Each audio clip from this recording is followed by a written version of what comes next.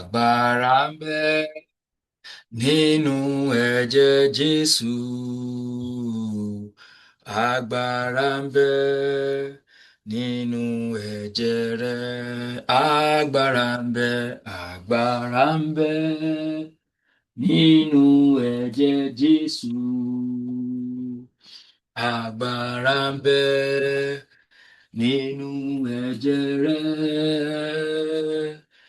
Agbára ń bẹ nínú ẹ̀jẹ̀ Jésù. Agbára ń bẹ nínú ẹ̀jẹ̀ rẹ̀. Ìwòsàn ń bẹ, ìwòsàn ń bẹ nínú ẹ̀jẹ̀ Jésù. Ìwòsàn ń bẹ nínú ẹ̀jẹ̀ rẹ̀. Ìwòsàn ń bẹ nínú ẹ̀jẹ̀ Jésù. Ìwòsàn ń bẹ nínú ẹ̀jẹ̀ rẹ̀.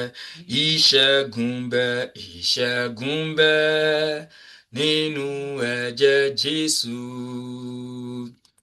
Ìṣẹ́gun ń bẹ nínú ẹ̀jẹ̀ rẹ̀. Ìṣẹ́gun ń bẹ nínú ẹ̀jẹ̀ Jésù. Ìṣẹ́gun ń bẹ nínú ẹ̀jẹ̀ rẹ̀. Ẹ̀mí ọ̀run gbàdúrà wa, wá gbénú ilé yìí. Sọ̀kalẹ̀ pẹ̀ lágbára rẹ̀, wá ẹ̀mí mímọ́ wá. Is Lord, is Lord, is Lord. Amen. He has risen from the dead. He is Lord.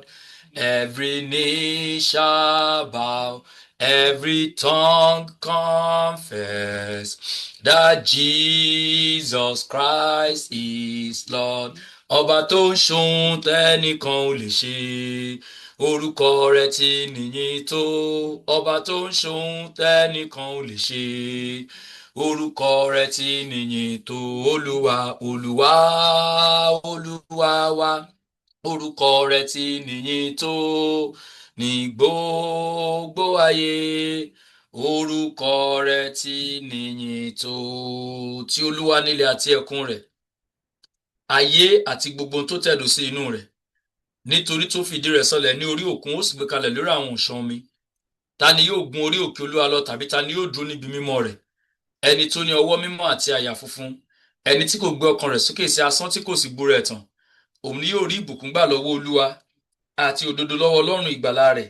Àwa ni ìran tí ń ṣe àfẹ́rí rẹ, tí ń ṣe àfẹ́rí rẹ, Ọlọ́run Jákọ́bù. Ẹ gbé orí yín sókè, ẹ̀yin ẹnu ọ̀nà, kí a gbé yín sókè, ẹ̀yin ilẹ̀kùn ayérayé. Kí ọba ògo kó darapọ̀ mọ́ wa ní àṣálẹ́ yìí. Kí ọba ògo kó súre fún wa. Kí ọba ògo kó mí sí wa. Kí ọba ògo kó dáwọ́lé wa. Kọ́ba ògo kó bá wa pàdé.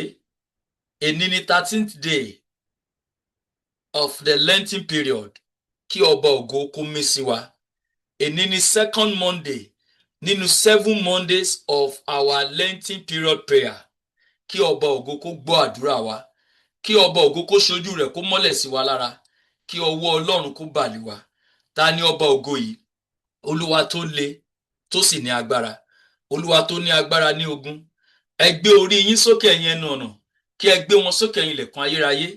Kí Ọlọ́run ẹ̀mí mímọ́ kó bá ayé wa pàdé, kó ràn wá lọ́wọ́, kó ṣàánú fún wa. Ká rí àánú gbà, kí àánú kó fọhùn fún ayé wa. Ta ni ọba ògo yìí? Olúwa Ọlọ́run àwọn ọmọ ogun, òun náà ni ọba ògo. Àmín. Ọba tó dá ayé àti ọ̀run, aláàánú àtolóore, Ọlọ́run ẹ̀mí mímọ́, àpáta ayérayé, Ọlọ́run tó ń ṣe ohun gbogbo nínú ohun gbogbo, Ọlọ́run tó ń sọ̀rọ̀ tó mú ọ̀rọ̀ ẹ̀ṣẹ. Àwa ni ọmọ rẹ. A dúpẹ́ ní ọwọ́ yín nítorí pé fún wa ní oore ọ̀fẹ́ to see the 2nd Monday of our 7 Mondays Lenten prayer. And today is the 13th day of the Lenten period. A dúpẹ́ lọ́wọ́ yín Ọlọ́run fún oore ọ̀fẹ́ rẹ, fún àánú rẹ. Ní àkókò àánú yìí, a dúpẹ́ torí pé o ò jẹ́ kí àánú kó ré wa kọjá. Nígbà tó ń ṣàánú fún àwọn ẹlòmíràn, ó ṣàánú fún àwa náà. A dúpẹ́ lọ́wọ́ yín Ọlọ́run. Ọlọ́run ẹ jọ̀ọ́ gba ọpẹ́ wa. Father, we have come before you tonight. Everywhere we have sinned against you, one way or the other, knowingly and unknowingly. Father, forgive us and let mercy speak upon our lives in the name of Jesus. Lórúkọ Jésù, wá yà wá sí mímọ́, wá sọ wá di ọ̀tun. Mí sí wa Olúwa, jẹ́ ká rí ọwọ́ rẹ Olúwa. Nínú àdúrà yìí, Olúwa fara rẹ hàn fún wa. Olúwa bá wa pàdé. Bíbélì wípé ní ọjọ́ alẹ́, onírúurú ni ìdojúkọ wọn, ṣùgbọ́n wọ́n fi ayọ̀ padà sí ilé. Mo gbàdúrà ní àṣálẹ́ yìí lórúkọ Jésù, bí a ti wá síwájú rẹ pẹ̀lú gbogbo àwọn onírúurú ìdojúkọ wa, Bàbá Olúwa, jẹ́ ká fi ayọ̀ lọ Ọlọ́run. Jẹ́ ká fi inú dídùn lọ. Jẹ́ ká fi ayọ̀ lọ Olúwa, jẹ́ ká lọ pẹ̀lú ẹ̀rí. Fọkàn ẹrú wa balẹ̀. Inú wa kó dùn, ayọ̀ wa kó kún. Ògo ni fún orúkọ rẹ. Ní orúkọ Jésù Kristi, Olúwa wa. Àmín. Ẹ jẹ́ ká yin Olúwa lógo. A gbé Ọlọ́run ga fún oore ọ̀fẹ́ láti Ọlọ́run fún wa ní àṣálẹ́ yìí. Kì í ṣe nípa ipá wa tàbí nípa agbára wa. A dá gbogbo ògo padà fún Ọlọ́run nítorí pé Ọlọ́run ó ń gbọ́ àdúrà. Ọlọ́run ń gbọ́ àdúrà. And the Lord will continue to hear our prayers in the name of Jesus. I just want to talk briefly on mercy. Then we go into our prayers. We shall be using Psalm 57 to pray tonight. Psalm 57 to pray. So please, I want you to get your water and your oil. Just get it beside you. It could be point of contact. It could be that you are praying concerning someone. You can write the name of that person and place it beside you. It could be that you apply to a job. You can write the name of that place and place it beside you. The Lord will have mercy upon every of our expectation tonight in the name of Jesus. In the name of Jesus. And the Lord will give us testimony in the name of Jesus. When we talk about mercy, we are talking about something you did not pay for. Mercy is something that supersedes your understanding. It's something that you did not even qualify to have or to receive. But by grace, you have been given. Mercy is so strong, is so powerful, to the extent that when it enters the life of an individual or come upon an individual, things will change, stories will change, stories will change, and things will start to take a new shape. And this mercy can only be found in Christ Jesus. And this is a Lenten season. It is a season of repentance. It is also a season of mercy and a season where you reflect on what you are doing and how you've been working with God. It is not just an ordinary season. It is a power-packed season that is filled with mercy. And I pray in the name of Jesus that the mercy of the Lord will speak for me and for you in the name of Jesus. The heading of this Lenten prayer is Voice of Mercy. Ohùn àánú. Ohùn àánú. Nígbà tí ọkùnrin tó ń jẹ́ Bátílómì yẹn tí ó ké pe Jésù tó ní Jésù Kristi ọmọ Dáfídì ṣàánú fún mi. Ohùn àánú fọ̀ sí wípé kí ni ìwọ fẹ́? Ó ní èmi fẹ́ ríran. Mo gbàdúrà ní orúkọ Jésù. Ohùn àánú á fọ̀ sí mi, á fọ̀ sí yín lórúkọ Jésù Kristi. Tonight we shall be praying in Psalms. Psalm 57. Get ready to pray. It is a non-stop prayer. I will read the psalm, I will explain, then we're going to pray. We have done this a couple of times, but it's been a while we do this. It's been a while. See, the reason why we do this, or why it's like that, is because we are being led by the Spirit of the Lord. And when the Lord asks us to do something, that is what we will do. That is what we will do. And our God has been faithful. And he will continue to bless us in Jesus' name. Psalm 57. Ó ní, ṣàánú fún mi Ọlọ́run, ṣàánú fún mi nítorí tí ọkàn mi gbẹ́kẹ̀lé ọ. Lóòótọ́ ni òjìji ìyapa rẹ ni èmi ò fi ṣe ààbò mi, títí wàhálà wọ̀nyí yóò fi kọjá. Can you see that? Be merciful unto me, O God. Be merciful unto me. For my soul trusted in thee. Yea, in the shadow of thy wings will I make my refuge until these calamities overpass me. These calamities be overpassed. Now, only ní abẹ́ ìyẹ́ òjìji apá rẹ lèmi ò sinmi lé títí gbogbo àwọn ìdààmú yìí yóò fi rí mi kọjá. Ará ní Olúwa, ìdààmú wo gan là ń là kọjá? Kí ni àwọn ìdààmú wa? Ẹ jẹ́ ká ní Yorùbá sí. Ṣàánú fún mi Olúwa nítorí ọkàn mi gbẹ́kẹ̀lé ọ. Ọkàn mi gbẹ́kẹ̀lé ọ. Onísáàmù yìí ń ké pe Ọlọ́run pé jọ̀ọ́ ṣàánú fún mi. Ìgbẹ́kẹ̀lé mi ò sí nínú ènìyàn, torí pé ẹni tó bá gbẹ́kẹ̀lé ènìyàn asán ni. Asán ni kẹ̀kẹ́ ṣógun, wọn ò lè gbanilà ní ọjọ́ ogun. Ó ní ìgbẹ́kẹ̀lé mi wà nínú rẹ̀, ó ní mo gbẹ́kẹ̀lé ọ, ó ní ṣàánú fún mi. And see, God cherishes something. When you depend on him, when you rely on him, mercy will definitely speak. Ó ní lóòótọ́ ní òjìji ìyapa rẹ ni èmi ò fi ṣe ààbò mi, títí wàhálà wọ̀nyí yóò fi rí mi kọjá. Now the psalmist was seeking for protection. Wípé ní abẹ́ òjìji rẹ̀ lèmi yóò sinmi lé, títí àwọn wàhálà yóò fi rí mi kọjá. Àwọn wàhálà wo gan ni a ní? Àwọn wàhálà wo ló wà nínú ọkàn wa, ló wà ní ìrìn àjò wa, tó jẹ́ pé ó yí wa kátà ń wò pé nígbà wo ni wàhálà yìí yóò tó rí mi kọjá? Nígbà wo ni wàhálà yìí yóò tó tán? Ẹ jẹ́ gbàdúrà, ẹ jẹ́ ká sọ fún Ọlọ́run wípé Olúwa jọ̀ọ́ ṣàánú fún mi. Jẹ́ kí gbogbo ìdojúkọ kó rí mi kọjá. Ní abẹ́ ìyapa rẹ ni mo wà. Olúwa jọ̀ọ́ jẹ́ kí àánú kó fọhùn fún mi. Àdúrà lórúkọ Jésù, ní orúkọ Jésù, ní orúkọ Jésù. Ọba tó dá ayé àti ọ̀run, gẹ́gẹ́ bí ìwé Psalm 57 ṣe sọ, ó ní Olúwa ṣàánú fún mi. A béèrè ní àṣálẹ́ yìí, Jésù ọmọ Ọlọ́run jọ̀ọ́ jẹ́ ká rà àánú gbà. Àánú Olúwa kó fọhùn fáyé wa. Bàbá Olúwa ṣàánú fún wa. Bàbá Olúwa jọ̀ọ́ ṣàánú fún wa. Ẹ ṣàánú fún ayé wa. Ẹ ṣàánú fún ìrìn àjò wa. Gbogbo ìdààmú ayé wa jẹ́ kó kọjá lọ. Gbogbo àwọn nǹkan tó dúró gẹ́gẹ́ bí ìdojúkọ nínú ayé wa jẹ́ kó kọjá lọ. Ọ̀rọ̀ rẹ wípé ní ọjọ́ alẹ́, onírúurú ni ìdojúkọ wọn. Ó ní wọ́n wá wá nítorí pé wọ́n mọ̀ pé wọ́n ló lè ṣe. Ó ní ṣùgbọ́n wọ́n fi ayọ̀ lọ. Bàbá Olúwa, mo ké pè ọ́ ní àṣálẹ́ yìí. Gbogbo ìdojúkọ wa, gbogbo ohun tó jẹ́ ìdojúkọ wa tí a gbé tọ̀ wá ní àṣálẹ́ yìí, Olúwa jẹ́ kó kọjá lọ. Jẹ́ kó rí wọn kọjá. Olúwa jẹ́ kó rí kọjá lọ. Jẹ́ ká fi ayọ̀ padà sí ilé. Jẹ́ ká fi ayọ̀ lọ ní àṣálẹ́ yìí. Olúwa jọ̀ọ́ dáwọ́lé wa. Olúwa dáwọ́lé wa. Olúwa dáwọ́lé wa. Olúwa dáwọ́lé wa. Jẹ́ ká fi ayọ̀ lọ Ọlọ́run. Ìwọ ni ààbò wa nínú àsìkò yìí àti lẹ́yìn àsìkò yìí. Ìwọ ni ààbò wa. Ìwọ ló ti ń ṣe ibùjókòó wa láti ìrandéran. Jésù ọmọ Ọlọ́run jọ̀ọ́ dáàbò ẹ̀bù wa.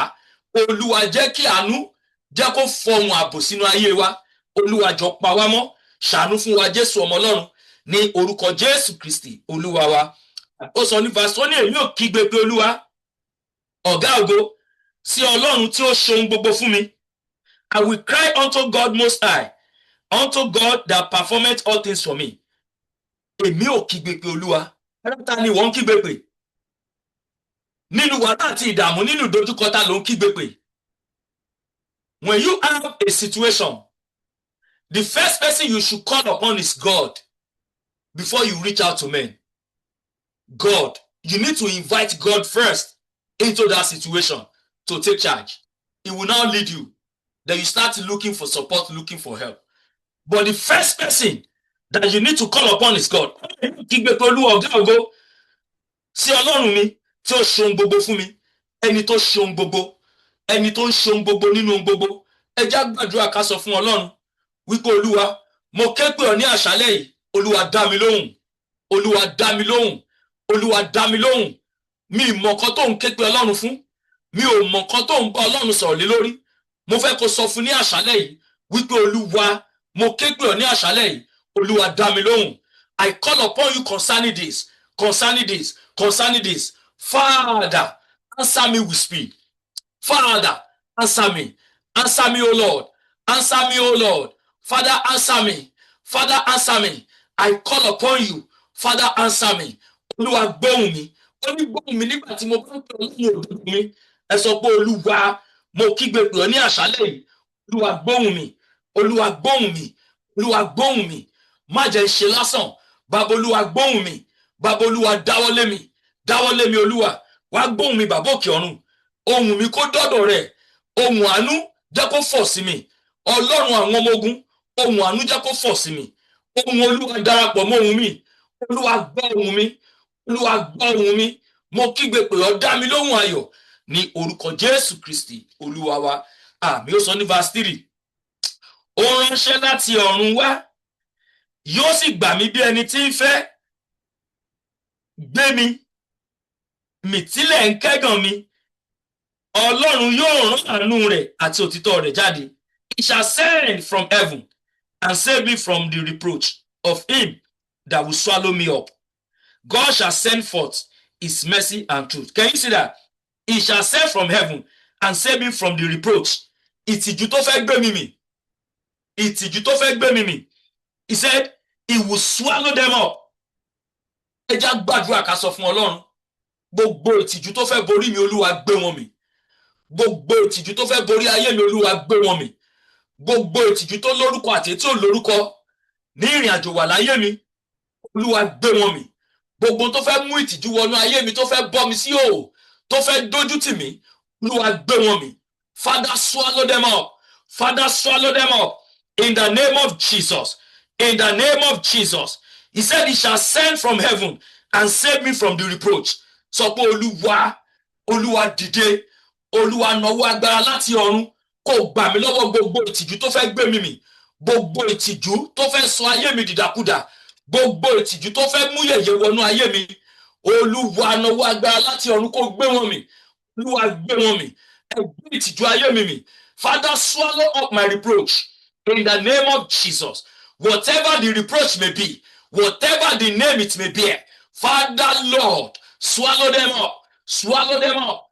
In the name of Jesus. Ẹgbẹ́ gbogbo ìtìjú ayé mi mì. Gbogbo ìtìjú gbogbo yẹ̀yẹ́. Olúwa gbé wọn mì. Bíbélì wípé ó ní instead of shame, he said I will give you double, double, double. Father, swallow up my shame. Give me double. In the name of Jesus. Give me double. In the name of Jesus. In Jesus' mighty name we have prayed. Amen. Ó sọ ní verse 4. Wọ̀n mi wà láàrin àwọn kìnìún. Èmi tilẹ̀ dùbúlẹ̀ láàrin àwọn tí ó gbiná. Èyí ni àwọn ọmọ ènìyàn. Ẹ̀yin tí ń ṣe àti ọfà àti àwọn wọn dìmú idà mímú. Was talking about the tongue of men, that it is very sharp and it is full of evil. He said, my soul is among lions, and a lion even among them that are set on fire. Even the sons of men, whose teeth are spears and arrows, and their tongue a sharp word. You can see where we are living. We live among enemies. Who said we should pray without ceasing? Why? Because we live among enemies. And he said we should be careful. We should be careful. Ẹ já sọ fún Ọlọ́run wípé Olúwa láàrin àwọn kìnìún ni mò ń gbé gẹ́gẹ́ bí ìwé Onísáàmù ṣe sọ. Olúwa gbà mí. Bíbélì wípé if your way pleases God, he said you will live among your enemies in peace. We are going to talk to God. Father, let my way pleases you. Let my lifestyle pleases you. Let my life pleases you. Let my way pleases you, O Lord. In the name of Jesus. In the name of Jesus. Jẹ́ kí ọ̀nà mi kó wù ọ́. Jẹ́ kí ayé mi kó wù ọ́. Let my life pleases you, O Lord. Jẹ́ kí ayé mi kó wù ọ́ Ọlọ́run. Kí àwọn kìnìún kó má bàa rí mi gbéṣe. Kí ẹnu ènìyàn tó mú bí idà bí ọ̀bẹ kó má bàa gé mi. Jẹ́ kí ìwàláàyè mi kó wù ọ́ Ọlọ́run. Jẹ́ kí ayé mi kó wù ọ́. Jẹ́ kí ayé mi kó wù ọ́. Jẹ́ kí ìrìn àjò mi kó wù ọ́. Jẹ́ kí ìdílé mi kó wù ọ́. Jẹ́ kí ìdáwọ́lé mi kó wù ọ́. Let my life pleases you. In the name of Jesus. I call upon you, Father. Have mercy on me. Let my life pleases you. Let my life pleases you. In Jesus' mighty name we pray. Amen. Verse 5. Gbégbé ga ni ọ́, Ọlọ́run ju ọ̀run lọ, àti ògo rẹ̀ ju gbogbo ayé lọ. Be thou exalted, O God, above heavens, and let thy glory be above all the earth. I want you to talk to God and say, Father, I worship you. I thank you because you have done this for me. You have done this for me. Lord, I worship you. You are above the heavens and the earth. Say, Father, thank you because you have done this for me. I have come before you and I know that you have done this for me. Mo dúpẹ́ torí pé o ti yanjú ọ̀rọ̀ mi. Mo dúpẹ́ torí pé o ti ṣe. Mo dúpẹ́ torí pé o ti nawọ́ agbára. Mo dúpẹ́ torí pé o wà nínú ayé mi. O wà ní ìrìn àjò mi. Bàbá Olúwa, Olúwa ẹ ṣeun, Olúwa ẹ ṣeun. Nítorí pé ọ̀rọ̀ mi ti níyanjú, ọ̀rọ̀ mi ti ní ìtumọ̀. Ìyanu wọnú ọ̀rọ̀ mi. Ìyanu ó wọnú ọ̀rọ̀ mi. Ìyanu ó wọnú ọ̀rọ̀ mi. Olúwa ẹ ṣeun. I worship you, Lord. In Jesus' mighty name we pray. Amen. Let's go to verse 6 real quick. He said, also ní wọ́n ti ta àwọn sílẹ̀ fún ẹsẹ̀ mi. Wọ́n tẹ orí ọkàn mi bá. Wọ́n ti wa ihò sílẹ̀ ní iwájú mi. Láàárín ẹ̀yìn iná ni àwọn tìkára wọn jìn sí. Now they have prepared a net for me to step. My soul is bowed down. They have digged a pit before me into the midst whereof they are falling themselves. Nínú kòtò tán gbẹ́ sílẹ̀ fún mi, nínú ẹ̀ ni wọ́n jìn sí. The pit that they dug for you, they fell inside it. We are going to talk to God. That Father, every pit of shame, every pit of sickness, every pit of weeping that the enemy has dug for me, Father, let them fall inside the pit. According to this psalm, gbogbo kòtò tí ọ̀tá ti gbẹ́ sílẹ̀ fún mi, tí àwọn abínúkù mi ti gbẹ́ sílẹ̀ fún mi, tí àwọn ọ̀ka ènìyàn ti gbẹ́ sílẹ̀ fún mi, jẹ́ kó kó sínú ẹ̀ fúnra wọn. Nínú kòtò tán wà sílẹ̀ fúnra wọn ni wọ́n jì sí. Olúwa jẹ́ kó jì sínú ẹ̀ fúnra wọn. Gbogbo kòtò ìkà, gbogbo kòtò burúkú, gbogbo kòtò ẹkún àti òṣè tí ọ̀tá ti wọ̀ sílẹ̀ fún mi, Bàbá Olúwa jẹ́ kó jì sínú ẹ̀ fúnra wọn. Jẹ́ kó jì sínú ẹ̀ fúnra wọn. Àwọn tó gbẹ́ kòtò kà sílẹ̀ fún mi, jẹ́ kó jì sínú ẹ̀ fúnra wọn. Every evil pit they dug for me, let them fall inside the pit themselves. In the name of Jesus. Let them fall inside the pit. In the name of Jesus. In the name of Jesus. Gbogbo kòtò tó ti gbẹ́ sílẹ̀ fún mi, I don't want to know the names of that kòtò, that pit. I don't want to know the names. What I'm asking for is that whosoever that dug that pit for me, let them fall inside the pit. According to Psalm 57 verse 6, in the name of Jesus. In the name of Jesus. Let them fall inside the pit. In the name of Jesus. Gbogbo kòtò ìkà tó gbẹ́ sílẹ̀ fún mi àti ìdílé mi, tó gbẹ́ sílẹ̀ fún ayé mi àti ìrìn àjò mi, àwọn tó gbẹ́ sílẹ̀ jẹ́ kó kó sí inú rẹ̀ fúnra wọn. Ní orúkọ Jésù Kristi, Olúwa wa. Àmín. Verse 7. Ọkàn mi ti múra. Ọlọ́run ọkàn mi ti múra.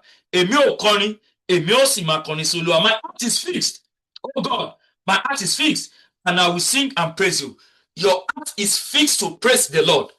Ọkàn wa ti múra láti yin Ọlọ́run, láti képe Ọlọ́run, láti dúpẹ́ ní ọwọ́ rẹ̀. I want us to talk to God. That Father, my heart is fixed to praise you. Olúwa, ọkàn mi gbé ọ̀gá ní àṣálẹ́ yìí. Olúwa, mo gbé ọ̀gá o. Àwọn ọ̀run bá mi yìn ọ́ o, pé ẹ ṣé. Àwọn ọ̀run bá mi yìn ọ́ o, pé ẹ ṣé. Ẹ máa dúpẹ́ ní ọwọ́ Ọlọ́run wípé Olúwa, ọkàn mi gbé ọ̀gá ní àṣálẹ́ yìí nítorí pé o ti yanjú ọ̀rọ̀ mi, o ti mú ìwòsàn wọnú ayé mi, o ti mú ìtúsílẹ̀ wọnú ayé mi, ìdáǹdè wọnú ayé mi, ìgbéga wọnú ayé mi, ìrànlọ́wọ́ wọnú ayé mi. Mo rí àánú gbà, ọ̀rọ̀ mi dayọ̀, mo gba ìròyìn ayọ̀ dé, lẹ́tà ayọ̀ dé. Olúwa, ọkàn mi gbé ọ̀gá, ọkàn mi gbé ọ̀gá, ayé mi gbé ọ̀gá, ìrìn àjò mi gbé ọ̀gá. Sọ pé Olúwa mo yìn ọ́, Olúwa mo yìn ọ́ nítorí pé o ti ṣe fún mi, torí pé o ti yanjú rẹ̀ ní orúkọ Jésù Kristi, Olúwa wa. Àmín. Verse 8. Jí ìwọ ògo mi, jí ohun èlò orin àti dùrù ẹ̀mí mi, tìkára mi yóò sì jí ní kùtùkùtù òwúrọ̀. Wake up, my glory. I wake, passion and harp. Myself, we awake early. Ẹ já sọ fún Ọlọ́run. Tí ògo mi ti sùn, ó yá ẹ jí. Ní ògo tó ti sùn nínú ayé mi, ẹ jí. Ẹ jí lórúkọ Jésù. Gbogbo ògo tó ti sùn nínú ayé mi, jí. Ó ní jí ìwọ ògo mi. See, when our glory is awake, when glory is awake, it will do an exploit. Bible said those are not their God in the book of Daniel. He said they shall do exploits. They shall do exploits.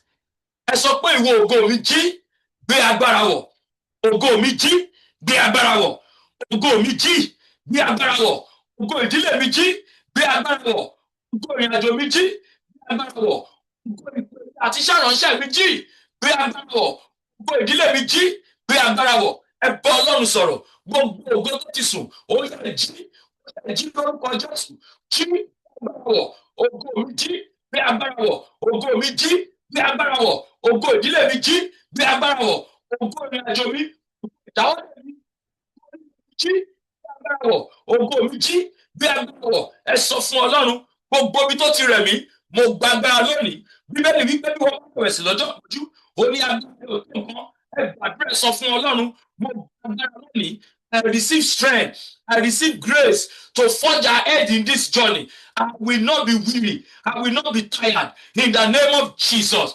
In the name of Jesus. I receive strength. I receive power. I receive glory. In the new glory. In the name of Jesus. In the name of Jesus. My glory begin to shine forth. Begin to speak.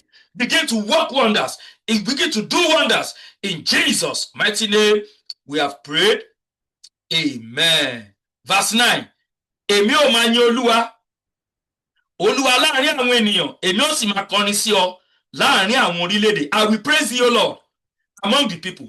I will sing unto thee among the nations. Now, this is the third time he's talking about worshiping God, appreciating God, and giving thanks to God. That means God wants us, see, he said, in all things, we should give thanks. That in everything that we are trusting him for, in all our challenges, we should thank him. And that is the reason he's saying it in verse 10, in that verse 9, that I will praise thee, O Lord, among the people. See, he said, among the people. Among the, that means some people might not praise God, but you, because you know, you must praise him. I want you to talk to God and say, Father, I praise you again. This is the third time. Lord, I worship you. Lord, I thank you because you are a faithful God. Ẹ̀yin ni Ọlọ́run, ẹ̀yin ni alágbára, máa dúpẹ́ ní ọwọ́ rẹ̀, máa dúpẹ́ ní ọwọ́ rẹ̀, wípé Olúwa mo dúpẹ́, gbogbo ẹ̀bẹ̀ àdúrà mi ní àṣálẹ́ yìí, ẹ̀yin Ọlọ́run ti gbé gòkè, àdúrà mi ti gbà, that is our slogan, àdúrà mi ti gbà, mo dúpẹ́ torí pé àdúrà mi ti gbà, gbogbo tí mo náà àdúrà sí, mo dúpẹ́ torí pé o ti gbọ́ àdúrà mi ti gbà, àdúrà mi ti gbà, àdúrà mi ti gbà. Olúwa ẹ ṣeun, Olúwa ẹ ṣeun, Olúwa ẹ ṣeun, Olúwa mo dúpẹ́, Olúwa mo yìn ọ́, Olúwa mo dúpẹ́ torí pé o ti yanjú ọ̀rọ̀ mi, torí pé o ti bá mi ṣe, mo dá gbogbo ògo padà fún ọ. Ọlọ́run alágbára, èmi yóò máa yìn ọ́ láàrin àwọn ènìyàn, èmi ó sì máa kọrin sí ọ, fi orin yìn Ọlọ́run, fi orin yìn Ọlọ́run, dúpẹ́ ní ọwọ́ rẹ̀, sọ pé Olúwa o ṣeun, ohun tí ènìyàn ò lè ṣe, tí ayé ò lè ṣe, Ọlọ́run mo dúpẹ́ torí pé o ṣe fún mi, mo dúpẹ́ torí pé o ṣe, torí pé o ṣe, torí pé o mú ìbànújẹ́ kúrò nínú ayé mi, o fi ayọ̀ rọ́pò. Olúwa ṣeun, Olúwa ṣeun. Ó ní jù gbà náà lọ, tí ọkà wa àti ọtí wáìnì wa yóò di púpọ̀. Olúwa mo dúpẹ́ torí pé ayọ̀ mi di púpọ̀. Ògo ni fún orúkọ Olúwa lókè ọ̀run. Jésù Kristi Olúwa wa. Amen. Verse 10.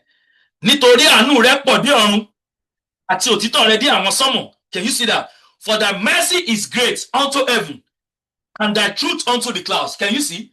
Thy mercy is great unto the heaven. That means when you ask for the mercies of the Lord, you cannot even take everything. You cannot take the whole mercy. The mercy is too much. You will take what you need there, and other people will take their own. The mercies of the Lord is too much. We are going to talk to God. We are going to say, Father, nítorí àánú rẹ pọ̀ dé ọ̀run àti òtítọ́ rẹ dé àwọn sánmọ̀, sọ pé Olúwa fàánú yanjú ọ̀rọ̀ mi. Olúwa, ayé mi ké rárá fún àánú, bàbá wọ̀ mí láṣọ àánú, fàánú yanjú ọ̀rọ̀ mi. Ẹ bá Ọlọ́run sọ̀rọ̀, fàánú yanjú ọ̀rọ̀ mi. Olúwa fàánú yanjú ọ̀rọ̀ mi. Fi àánú wò mí sàn, fi àánú wò ìdílé mi sàn, fi àánú ṣe ìwòsàn fún mi. Bàbá fi àánú nawọ́ agbára, fi àánú nawọ́ agbára. Nítorí tí àánú rẹ pọ̀ dé ọ̀run, Olúwa jọ ṣàánú fún mi. Jésù ọmọ Dáfídì, fàánú bá mi ṣe, fàánú wò mí sàn, fàánú wò mí sàn, fàánú wò mí sàn, fàánú wò mí sàn, fàánú wò mí sàn, fàánú gbé mi jáde, fàánú fà mí já sí gbangba. Sọ pé Olúwa, èyí tí mo ṣe ní kọ̀rọ̀ tó, fàánú fà mí já sí gbangba. Fi àánú fa ògo mi jáde sí gbangba. Fi àánú fa iṣẹ́ mi jáde sí gbangba. Fi àánú fa iṣẹ́ ìránṣẹ́ mi àti ìpè mi jáde sí gbangba. Are you a business owner? Say, Father, by your mercy. Launch my business into limelight by your mercy. Launch me into my limelight in the name of Jesus. Bèrè fún àánú lónìí, sọ fún Olúwa, àánú rẹ̀ pọ̀ dé ọ̀run, fàánú yanjú ọ̀rọ̀ mi, ẹ yọ̀ǹda àánú sí ayé mi, àánú tí ayé mi nílò láti fi rìnrìn àjò ayé mi, àánú tí mo nílò láti fi rìnrìn àjò yìí, ẹ yọ̀ǹda ẹ̀ sínú ayé mi, ẹ yọ̀ǹda ẹ̀ sínú ayé mi, àánú Olúwa wọnú ayé mi, àánú Olúwa tí ń gbé ni fò, tí ń gbé ni sáré, tí ń gbé mi ṣe ohun rere, wọnú ayé mi lọ, wọnú ayé mi lọ, ní orúkọ Jésù Kristi, Olúwa wa, àmín. We are going to verse 10, which is the last one. Gbígbéga ni ọ́, Ọlọ́run ju àwọn ọ̀run lọ, àti ògo rẹ̀ ju gbogbo ayé lọ. Be thou exalted, O God, above the heavens. Let the glory be above all the earth. This is also a thanksgiving. You know, the psalmist was talking and was thanking God, appreciating God for everything he has done. That means it depends on God. That I'm thanking you for everything I'm trusting you for and I'm asking for, that you have done it. We are going to do the same thing. The Father, I exalt your holy name. God, I thank you for answer prayers, for answer prayers, for answer prayers, for answer prayers. Begin to talk to God and say, Father, thank you. Thank you, Lord. Thank you, Lord. Thank you, Lord, for your faithfulness, for your grace, for your loving kindness. Lord, I thank you. You have done it. You have settled me. You have spoken, and I heard your word. Bible said, once he spoken, twice I heard him. The power and glory belong to him. Say, Father, thank you. Thank you, Lord. You have done it again. Olúwa ṣeun, mo dá gbogbo padà fún ọ ní orúkọ Jésù Kristi, Olúwa wa, àmín. Gẹ́gẹ́ bí a ti béèrè ní wákàtí, ní àkókò àánú yìí, lórúkọ Jésù, àánú fọhùn sínú ayé wa. Lórúkọ Jésù, Ọlọ́run dá wa lóhùn ayọ̀. Bí a ti béèrè lórúkọ Jésù, ìmúṣẹ ní kánkán. Lórúkọ Jésù, Ọlọ́run yọ̀ǹda ẹ̀ fún wa. Láti yàrá ìlérí bọ́ sí yàrá ìmúṣẹ, lórúkọ Jésù, that shall be our encounter, our testimony in the name of Jesus. We have moved from that place of promises to that place of fulfillment, and so shall it be. In Jesus' mighty name we have prayed. Amen. Brethren, we are going to pray for somebody that is sick. We are going to pray for that person. We are going to sing Oníṣègùn Láwàní, Jésù Abánidárò. I'm not going to mention the name of that person, but we are going to pray. We are going to pray. God knows that person. Oníṣègùn Láwàní, Jésù Abánidárò. Ọ̀rọ̀ rẹ̀ mú ni lára dá, a gbọ́ ohùn ti Jésù. Ìrònú lórí ìṣẹ́ra, orúkọ dídùn lẹ́nu yàn, orin tí yóò dùn jùlọ ní Jésù, Jésù, Jésù. Fi etí sínú olùṣọ́-àgùntàn Ísírẹ́lì, ìwọ tó ń da Jósẹ́fù bí ọ̀wọ́ àgùntàn. Ìwọ tí ó jókòó láàrin àwọn kérúbù tan ìmọ́lẹ̀ jáde. Níwájú Éfrémù àti Bẹ́ńjámínì àti Mánásè, rúpá rẹ sókè kí o sì wá fún ìgbàlà ìránṣẹ́ tó ṣàìsàn yìí. Ọkùnrin àti obìnrin ni wọ́n. Wá fún ìgbàlà wọn, Ọlọ́run. Tú wọn yí padà, Ọlọ́run àwọn ọmọ ogun, kí o sì mú ojú rẹ tàn mọ́lẹ̀, a ó sì gbà wọ́n là. Olúwa Ọlọ́run àwọn ọmọ ogun, ìwọ ti bínú pẹ́ tó sí àdúrà àwọn ènìyàn rẹ̀. Ìwọ ti fi omijé bọ́ wọn, ìwọ sì fún wọn ní omijé mu ní ọ̀pọ̀lọpọ̀. Ìwọ sọ wọ́n dìjà fún àwọn aládùúgbò wọn, àwọn ọ̀tá wọn sì rẹ́rìn nínú ara wọn. Tú àwọn ìránṣẹ́ yí padà, Ọlọ́run àwọn ọmọ ogun, kí o sì mú ojú rẹ tàn mọ́lẹ̀, a ó sì gbà wọ́n là. Ìwọ ti mú àjàrà kan jáde wù láti Íjíbítì wá. Ìwọ ti àwọn kèfèrí jáde, ìwọ sì gbìn. Ìwọ ṣe àyè sílẹ̀ fún, ìwọ sì mú ta gbòǹgbò jinlẹ̀, ó sì kún ilé náà. A fi òjìji rẹ̀ bò àwọn òkè mọ́lẹ̀, tí ẹ̀ka rẹ̀ dàbí igi kédárì, Ọlọ́run. Ó yú ẹ̀ka rẹ̀ sí inú òkun, àti ọwọ́ rẹ̀ sí odò ńlá ni. Èéṣe tí wọ́n fi yọ ọgbà rẹ̀ bẹ́ẹ̀, tí gbogbo àwọn ènìyàn tí ń kọjá lọ ní ọ̀nà ńká. Ìmàdò láti ní gbogbo ìbàjẹ́ àti ẹranko gbẹjẹrun. Yí padà wá bẹ̀ ọ́, Ọlọ́run àwọn ọmọ ogun. Wọlẹ̀ láti ọ̀run wá, kí o sì wò, kí o sì bẹ̀ ayé ìránṣẹ́ yìí àti ọkùnrin àti obìnrin yìí wò. Àwọn wọ̀nyí ní àjàrà ẹ̀yìn Ọlọ́run, àti àgbàlá àjàrà tí ọwọ́ ọ̀tún rẹ̀ ti gbìn. Ó jóná akélulẹ̀, wọ́n ṣègbè nípa àbáwí ojú rẹ. Jẹ́ kí ọwọ́ rẹ kó wà lára ọkùnrin yìí àti lára obìnrin yìí, lọ́wọ́ ọ̀tún àwọn ènìyàn tí wọ́n ti múlẹ̀ fún ara rẹ̀. Bẹ́ẹ̀ ni kì yóò padà sẹ́yìn kúrò ní ọ̀dọ̀ rẹ.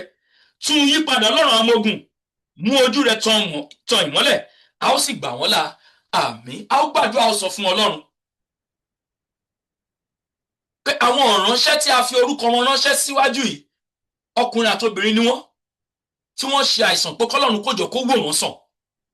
Whatever the case may be, whatever the sickness may be, that the Lord will heal them completely in the name of Jesus.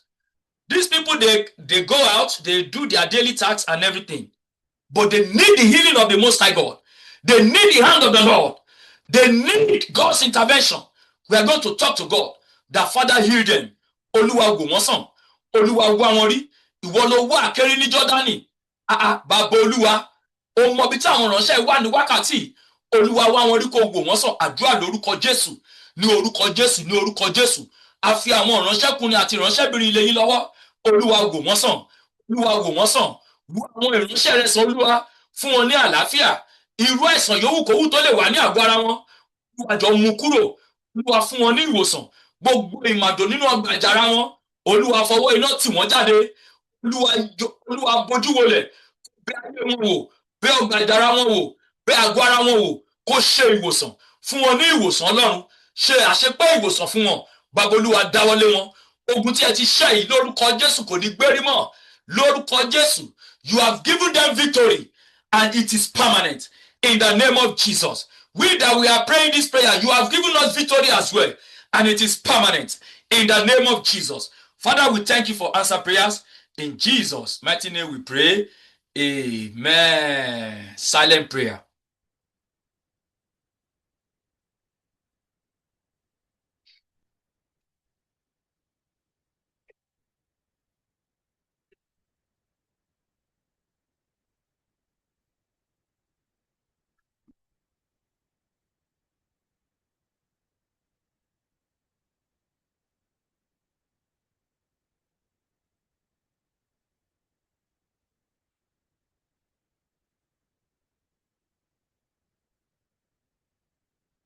Ní orúkọ Jésù Kristi Olúwa wa, àmín. Kí Olúwa kó ṣàánú fún wa, kí ó sì bùsí fún wa, kí ó ṣe ojú rẹ̀ kó mọ́lẹ̀ sí wa lára, kí ọ̀nà rẹ̀ kó di mímọ̀ ní ayé àti ìgbàlà rẹ̀ ní gbogbo orílẹ̀-èdè. Jẹ́ kí àwọn ènìyàn kó yìn ọ́, jẹ́ kí gbogbo ènìyàn kó yìn ọ́, jẹ́ kí inú àwọn orílẹ̀-èdè kí ó dùn, kí wọn kó máa kọrin fún ayọ̀, nítorí ìwọ fi òdodo ṣe ìdájọ́ ènìyàn, ìwọ sì jọba àwọn orílẹ̀-èdè. Jẹ́ kí àwọn ènìyàn kó yìn ọ́, Ọlọ́run jẹ́ kí gbogbo ènìyàn kó yìn ọ́. Nígbà náà ni ilẹ̀ yóò mú àsùnkún rẹ̀ wá. Ọlọ́run wa tìkára rẹ̀ yóò sì bùsí fún wa. Ọlọ́run yóò sì bùsí fún wa, àti gbogbo òpin ayé yóò sì máa bẹ̀rù rẹ̀. Àmín. Jẹ́ kí oore-ọ̀fẹ́ Jésù Kristi Olúwa wa, ìfẹ́ mímọ́ ti Ọlọ́run àti ìdàpọ̀ ti àwọn èèyàn mímọ́ kó sọ̀kalẹ̀ kó máa bá wa gbé láti ìsinyìí lọ àti títí láéláé. Nítòótọ́, ire àti àánú ni yóò máa tàn wá lẹ́yìn ní ọjọ́ ayé wa gbogbo. Àwa ó sì máa gbé ilé Olúwa láé àti láéláé. Àmín, àmín, àmín ní orúkọ Jésù. Mo rí wa bọ́ níbú ẹ̀jọ̀ ọ̀dọ́ àgùntàn. Bí a ti ń lọ sùn ní àṣálẹ́, ká sun oorun ayọ̀, ká sun oorun ìtura, ká sun oorun àlàáfíà. Ogun tí Ọlọ́run ti ṣẹ́nu ayé wa kò ní gbérí mọ́. Àánú Ọlọ́run yóò máa bá wa lọ. Bí a ti ṣe ti tòní yìí, a ó ṣe ti tọ̀sẹ̀ tó ń bọ̀ láyọ̀ àti àlàáfíà. Ẹnikẹ́ni kò ní yọ sọnù nínú wa. A ó máa lọ láti ògo dé ògo, ìyanu dé ìyanu. Ọwọ́ Ọlọ́run ọ̀gá ògo yóò sì máa wà lára wa.